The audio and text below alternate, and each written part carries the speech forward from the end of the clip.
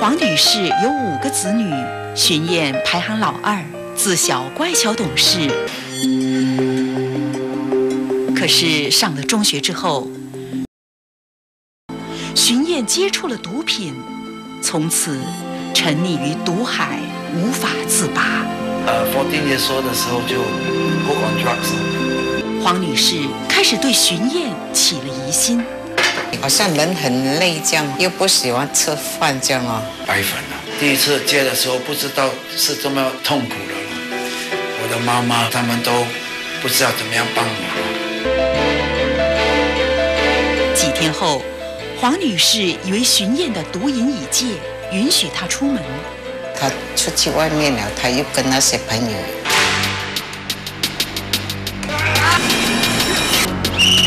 打架了就被警察抓到，就place under probation for 2 years。荀燕还是死性不改，常常躲在厕所吸毒，毒瘾反而越来越重。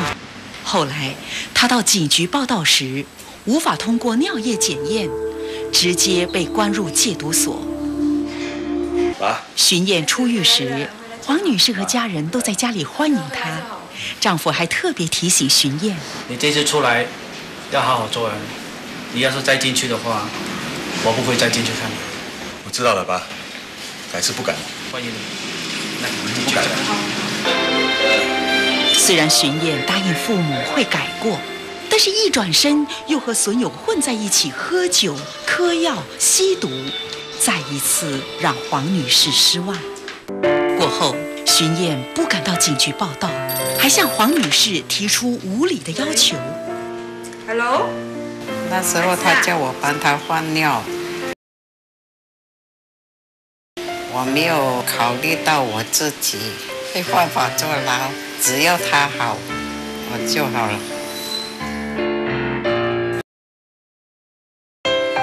黄女士最终无法帮到儿子，荀燕终究还是回到戒毒所。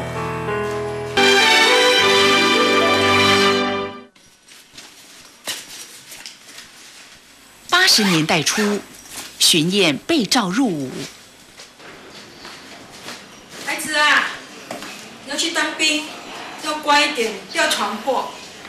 有什么事就忍一点，知道吗？知道了，妈。要小心哦。我走了。那时候当兵的时候也是认识一位很好的一个女孩子。他们走的时候，阿伦被抓进去，那个女孩子就叫朋友来跟我们讲说她有了孩子，出来结婚，所以他们说可以了3天了。然而，黄女士万万没料到，荀燕竟趁出狱结婚的难得机会，把毒品带回牢里与道友共享，完全辜负了他们夫妇俩的一番苦心。在接下来的日子里，荀燕大部分时间都在戒毒所虚度，黄女士只能带着身怀6甲的小媳妇到牢房和她相聚。老公，你还好吗？我很想你。我也很想你。我身体怎么样？有没有去做检查？有，医生说胎儿很健康。妈，替我好好照顾她。我会的。小媳妇当时心里其实很委屈。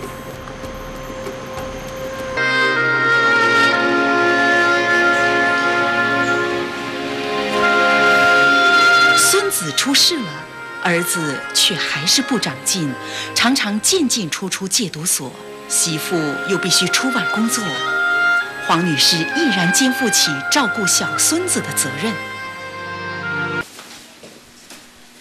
我出去。然而，黄女士的付出却没有感化儿子。妈，今晚没有回来吃啊？你刚回来又出去。荀燕出狱后，仍然不懂得珍惜亲情，冷落了娇妻和年幼的儿子。不久又抽回了，第3次、第4次出来又不改变，那么也糟了。出来的时候不只是抽白粉，去卖白粉了。喂，你听好啊，再不还钱的话，不只是挂猪头，听到没有？上的山多终遇虎，警方有一次突击了荀燕和他的同党的巢穴。虽然在那次的行动中，警方无法掌握他贩毒的证据，却在他的尿液里验出毒品，所以他又被送入戒毒所。妻子对他彻底失望，决定离他而去。等到他们出来的时候，跟他们讲话，我看只是20分钟这样。社会不接受我们不要紧，我们还有母亲，还有家里人接受我们。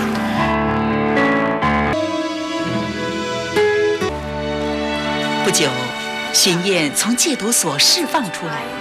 你不要再进去了。我不去了解人家的感受。到了这么多年了，我已经见老也做到很麻痹了，但是我父母在家里还要担心。荀燕下定决心痛改前非，不再让母亲失望。他积极参与教会活动，从而认识了他的现任太太，另一名好母亲。这些是我们新来的弟兄，大家欢迎他们。荀燕投身于半途之家的工作，由于现任太太潘西西和他有着共同的信仰与理念，所以成为了他背后重要的支柱。我要给他知道说，我也会在那里，我也是会在那边帮忙你、资助你，也没有隐藏，就是跟我讲了他的过去，我是挺感动的。他接受我的时候的感受很不一样。